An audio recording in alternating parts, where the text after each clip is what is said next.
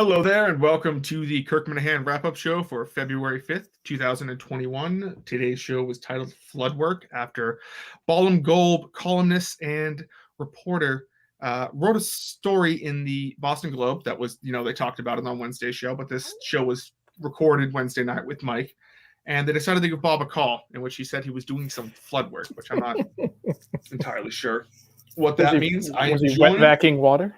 Yeah. I am joined by my Friday usual Blind Owl. How's it going, Blind? It's going good. Blind. Not bad. How about you? Doing great. That's what I've heard. So today was a Mike show, which was, and not surprising because they announced that it would be happening on Wednesday, but it's unusual to see Mike on a Friday show now. So I like Mike. It's always good to see Mike in. Brings a different attitude to the show. It sounded this didn't sound like a Kirk Minahan show with Mike. This sounded like OG Minahan show. Like Mike was settled in. It was his second episode. He's kind of getting back into that rhythm. He's going after, I don't know if you know this, but Mike, not a fan of cancel culture. I had heard that. I could not confirm or deny, but it seems to be the case. Big fan of podcasts. I guess comedians. He loves his comedians. So I just want to get this out there real quick. So it was brought up. Okay, so here's what I've been saying. Here's what I think about what Steve Rob. So there was a point at Steve's show today where he brings up. They were talking about the Miami trip and all what happened last year, my list and everything like that. And Steve, whenever this is brought up, he always brings up the fucking lobster ravioli like it was a $55 item. He's like, oh, Justin went all balls out on the lobster ravioli. He really like, he didn't give a fuck. He wasn't paying for it. So what I have right now, 1 second, I just got to get rid of this template. So what I have right now is I have the menu of Tequila Chicas in Miami. So we're going to look at this real quick. There's antipasti, which is, I don't know, it's not pasta, I guess. Antipasto, it's I don't know what it is, but it's good. So then there's pasta. So you can't see this. No, I cannot. But you can see this right here. Lobster ravioli, $18. Okay, $18. I believe I got water. I might have gotten a Coke. And then I believe Steve got the Greek salad with chicken, which was $15. So let's just kind of this whole notion that I like screwed over everyone by ordering the 3 things of lobster. It's like, because he always brings it up. I ever since the Miami trip, the day at the show afterwards, he brought it up and he said, I can't believe Justin went for the lobster ravioli. It's not the super. I didn't ask for like extra caviar or whatever. Extra caviar. Oh my, extra caviar though. No, I've never had caviar before. I don't know. I saw the lobster ravioli. It looked good, so I got it. I mean, I didn't really. Can I ask? Consider. Can I ask a question? Sure. I have a few questions. Who ordered first? I believe Kirk did. What did he order? I think it was fajitas. Oh, I don't see that as true, but I don't know that. But I don't know. I don't think Kirk likes fajitas. But sure. And so fajitas, and then did Steve go after that? I guess I'm not entirely sure. Sure. So were you just the highest roller that went for the most expensive thing on the bill? Not necessarily the most expensive thing, but the most expensive thing on the bill. I think Mike got a burger. It didn't cross my mind as like, holy shit, I'm getting the lobster ravioli. This is my night to get out. I don't know. It's just always pissed me off. Whenever the Miami trip gets brought up, Steve always goes to, remember Justin getting that lobster ravioli, bankrupting Kirk and bankrupting Barstool? It was like, I would have gladly paid my share for the lobster ravioli. At some places, lobster ravioli can break the bank. But as you just showed, $18 isn't crazy. Do you think $18 for a dinner is like outrageous? Like that seems like the real crime is the $15 for the Greek salad with chicken on it. I mean, that's more their issue than Steve's, I think. But I just wanted to get that out there. Like I said, I love Steve to death. I think he's great. He's been an incredible boss. Everything like that. But he always brings up the fucking lobster ravioli. So I just wanted to get that out of the way first before we kind of get into things. All right, fair enough. I mean, I get it. I always like to mock people who get really expensive food when you're out to dinner and somebody else is paying. I mean, it's like Chrissy Teigen getting her $13,000 bottle of wine and Justin getting the $18 bottle of ravioli. Yeah. Two peas in a pod. To me, it's just, it's a little different. At a place like that, I would have gotten a burger or a chicken sandwich or something simple, just because that's just, I come from very, very low income environment, so it's a little different. But I mean, $18 is not excessive at all. Thank you. So just want to get that out there. Now let's get into the meat of today's show. So sure. The topics on today's show were, the Bob Hohler call, which was hilarious. So funny. I wrote a blog about that myself. Mike and his, cancel culture, talking about Joe Rogan, talking about this country star who recently just said the N-word. Oh, that was a tough video. Yeah, there's no coming back from that. There's just... As a country music fan, I actually kind of enjoy his music, and I'm not going to stop it. I'm not going to stop enjoying it, but that's just a tough look. He's cooked. He's cooked. And the Minifan Hall of Fame. There's a lot of Minifan. Yes, that's today. Huge. So. I mean, you having a ballot that came in question. What's your response to them saying? I think I already have an idea of who I'm going to vote for. Sure. I've gone back and forth on a couple names. Sure. I can't wait. The KMS Rundown boys are doing a. Oh, Jesus Christ! Are doing a. What the fuck? A show where they announce who's on the ballot. That's going to be very, very well done.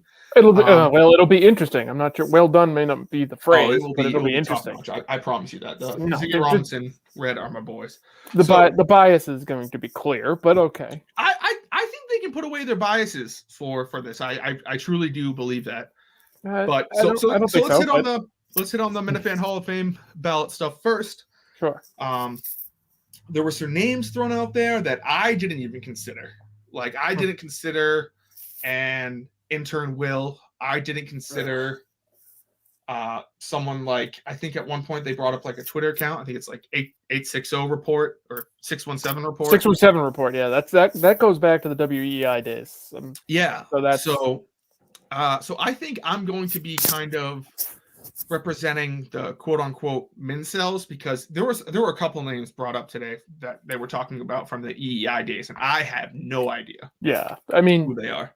As somebody who was, with Kirk at the EEI, well, I wasn't with him. I was listening to Kirk in the EEI days. Some of those names meant a lot more to me than it does to someone like you. Like, if I were to have a vote, mine would be all the OGs. It would be Tim and Canton, Steve from Providence, and I would say Kevin from Bristol, but he's banned for the year, so I would probably move on to somebody like John Featherston. Those would be my three. And that's just So there were a couple names brought up. I do think they mentioned. So I was talking with Ziggy Robinson. I do think they forgot about Bill from Milton's, and there's actually 10 voters because it's Kirk, Steve, Mike, me, Bill from Milton's, Minahan brothers, Cullinane, Mutt. And then who was the last person? I think it's only 9 there, big fella. Nope. And then there was one other person. Cullinane, Mutt, Bill, Jared, Mike. Jared. You forgot Jared. That's right. Yes, Jared. You're correct. So there's actually 10 voters who they mentioned. Sure. So I think it will be. I don't know if you're only allowed to vote 3 times. I think having a 7. Like, you have to get 7 votes in order to get in. It's going to be very, very difficult. That's going to be hard because, Jared doesn't know.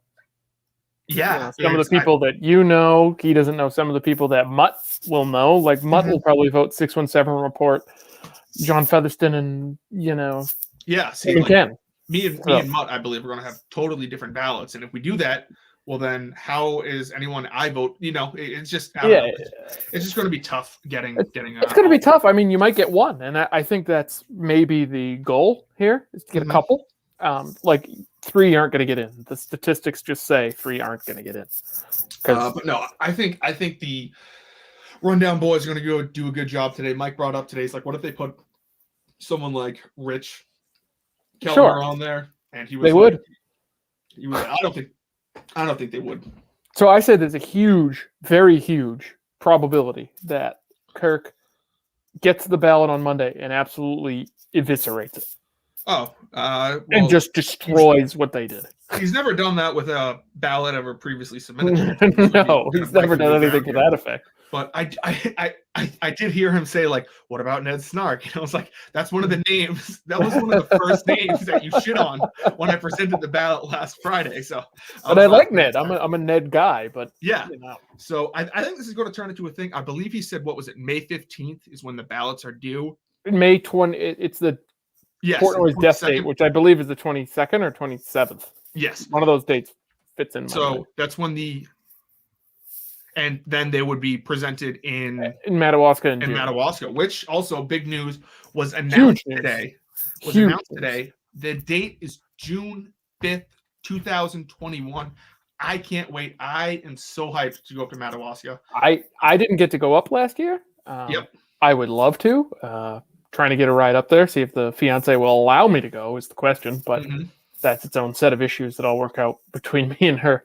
But Rondell, I'm gonna say this right now. Where do you, I don't want to ask where you live on camera. North Shore. Okay, so I'm gonna say this right now. I believe I will be bringing Mike up there. I believe like I would probably be the preferred person that would take Mike up on the Madawaska trip. Sure. If you get a ticket, you can hop aboard. There will be the blind bus, going let's down. Go. There. Which one of us is going to drive your car? Let's go. Yeah, no, it's fun. Fun fact: Warthog actually drove my car on the ride back a little bit last year because I was so tired. And tired or hungover? Oh, tired. I was not hungover, good sir. If you remember that correctly. So yeah, so the Minifan Hall of Fame, I think is going to be a fun little thing. No, not a fun little thing. I think you're trying to do a big thing. Go ahead. Afraid, but I'm sure the backlash is going to be, oh, how did this person not get on? Or people are going to make, but it's all subjective to the vote, subjective to the voters. Yeah, and, I mean, the voters. That's a big swing. We really don't know what the voters are going to do until after a couple of years, a year or so, we will know. Like, we know you're going to pick the newer guys. Mutt's going to pick the older guys. Where will Kirk go? He could go any direction. He said today he's going to go a different direction on purpose. He said he's going to vote for someone who he doesn't think people are considering. So exactly. I mean, the blind owl could be elected. Who knows? But yeah, so that was kind of they kept that wasn't like a segment on the show. They kept on coming back to it, jumping around and forth. I know at one point Kirk said he's like, do you think Justin would make a good? He's like, it kind of sucks that Justin is on the ballot. I would much rather prefer to be a voter than. It was such a great honor. I started crying. My entire family started crying. It was a big deal. Well, that was just because you were crying, is why they were. Yes, crying. And they were like, "You haven't cried like this since Barbara." And I was like, then I started crying more. It was a whole thing. And they were crying because you're their son, and I'm honored to be one of the 10 people who get to choose this prestigious honor, and I think Madawaska will be a great time. In the summer, it's going to be interesting because it's going to be different. I bet it'll be fun. Again, didn't go, but a tent outside, they have a lot more freedom to do things, and don't have to, do what that restaurant did, which I won't name because I don't remember what it was called, and they won't have as much of a limit. You can get a tent, you can fit as many people as you want under a tent. Yeah, So I think Madawaska last year, it was a lot of fun, but it was also like, it was a pain in the ass. Like, I bet it was to drive up there. It's going to be so nice going 75 down the main highway, just all the way to Madawaska. It's going to be so much different. It's a 6-hour ride, but in the snow, it's a little different. Oh, in the snow, I think me and Mike got there around like 12 or 1, and we left at midnight. Yes. And that was tough. So anyway, that's kind of the talk about the Minifan Hall of Fame. I'm excited for it. I can't wait to see the ballot. I believe, I'm not entirely sure, so don't quote me on this. I believe they are coming out with a show tomorrow night after All in the Minna Family, where they go over the ballot. That would be. I mean, I'm going to watch it. Like I said, their bias is well known. I think Sheldon will actually be a voice of reason there, because the two, Red and Ziggy are a couple of lunatics. So I bet. Aren't we all though? Yeah, I mean, here I am on a Friday night at 5. But the Sheldon will be a voice of reason, I think, and I think they'll do a good job. It'll be torn apart on Monday morning, but such is life. But let's go on over to the Bob Hohler phone call, because I love it whenever that was great. Loved it. Whenever he decides to call Shirley or he decides to call Dale, and he said live to tape, so we can use it. He said, "I'm working on some flood work in my basement right now." Flood work. I've done a lot of work in, like, is he installing a sump pump? He has to kind of be more. Yeah, and he didn't sound like he was in a basement. When somebody's in a basement and you're talking to them, you can tell. Yeah, and it's I don't know. He doesn't seem to be the kind of guy who does a lot of manual labor. If you see a picture of him, what is it with these Boston Globe writers and doing all these different things? I think there's like some dice at the Boston Globe where they all take a turn and they all roll the dice. It's kind of like a game, and then they're like, okay, so if Kirk calls Bob Hohler, you are doing flood work. Okay, Shirley is on the tee. Yeah, it's very bizarre. Like, and what time was that show recorded at? You would know better than I would. Like 8-10 o'clock. I think probably around like 6 or 7 Wednesday night. It makes a little bit more sense. Perfect, honestly. But what is he doing in the basement doing flood work at that time? If your basement is flooded, that's a bit of more of an issue that probably would have already been settled. Yeah, and I don't know why don't you just say fuck you? I think it would just be so much better if they just say, "Hey, Kirk, fuck yourself." Like fight back a little bit. Don't make up some bullshit lie like, "Oh, having to take my dog to get euthanized," or something crazy like that.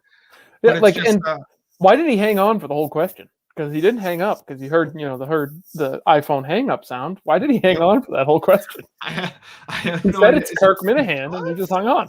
Is it because they like chicken parm sandwiches that the dog? Maybe he's like, "Ooh, am I getting the sandwich, or is Kirk gonna drop a fresh biscuit on my lawn?" I don't know. Maybe there's a payoff here. Maybe he's like, "For doing this, I get a free sandwich at Subway or something like that." Does Subway have chicken parm now? That'd be delicious. I have no idea. I don't think so. Big fan of Subway though. Everyone here. Big Subway guy. Subway guy. So yeah, so that was kind of the main topics of today's show. I mean, like you said, the trivia still kind of came up. Yes. And Mike said he probably would have known a couple of them, and I get that's a douche move to say, "Oh, I would have known all these," but yeah. I'm about to do it. I knew not the geography ones. I knew all the sports ones, obviously. Yep. But it's a douche move to say it, and it's hard to say. It's easy to say it when you're just watching, but when you're on there, it's a little different. I think if Mike would have been useless on as I was with the logos, totally useless. The mashup again, totally useless. So yeah. I don't think Mike's the answer. I mean, yeah, it's like what would someone do? Have someone describe the photo to Mike? Actually, funny enough, I had somebody trying to do that. Yeah, it's Adam Levine's body with the face of Yeah, it's just it would just be impossible. And again, I can sympathize with Mike on that one. But the Malcolm Smith, I knew that right away because they beat my team, the Broncos. So it's So that was a little touched on. I just want to touch on something that really wasn't brought up on the show today, but it ended last night. And Kirk actually tweeted about it today, in which someone said, "Who do you want on season 2 of Barstool, Surviving Barstool?" We need Steve. Which is pretty much like the Survivor version of, the Barstool version of Survivor. It's great. It's all on YouTube. Please go check it out. It was incredibly produced. KFC is the host. If you come out of that not liking Nick from Nick Tarani more, then you're just out of it.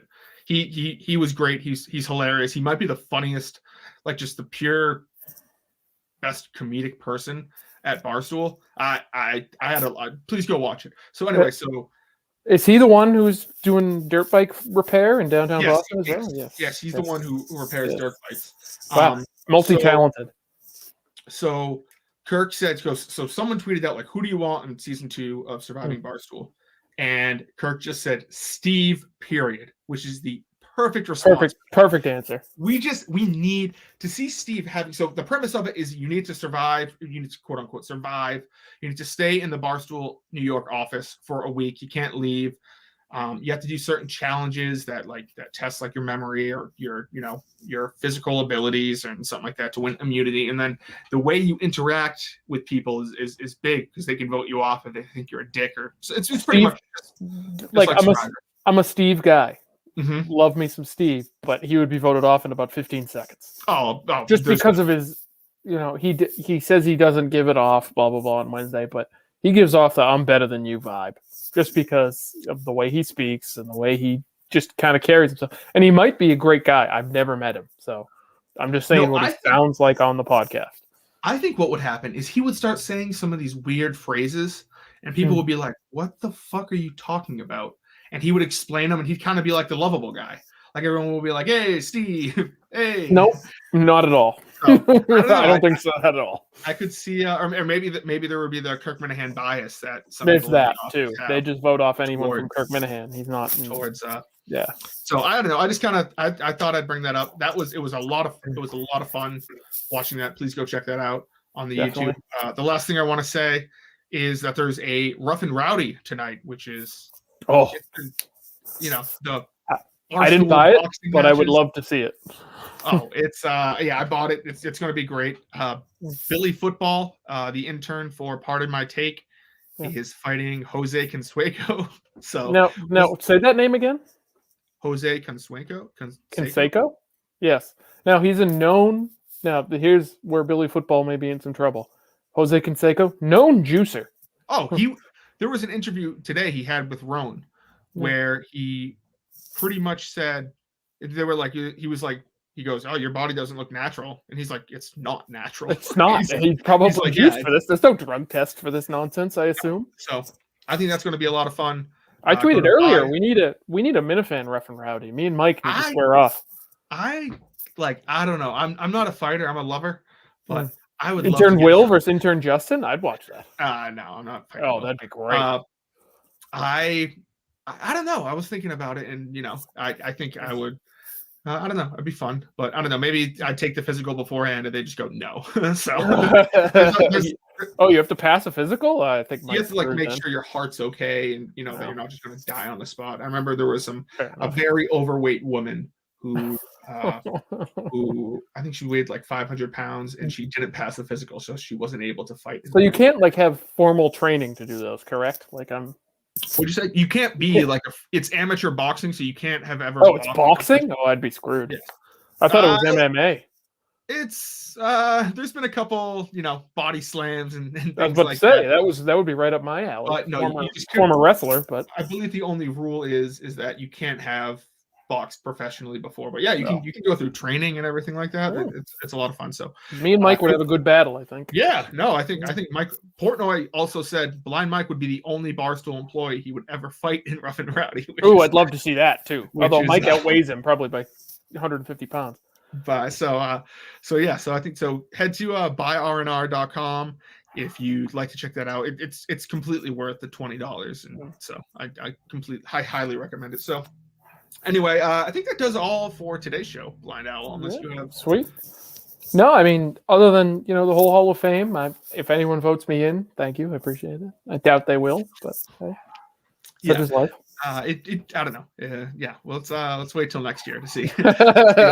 I'll never make it in. I'm confident in that. To see, just to see about that. So anyway, in wrap up, I just want to say, lobster ravioli is not super expensive. So poor choice, by the way. Lobster's gross. Oh, lobster ravioli was delicious. I will say that. Lobster's gross.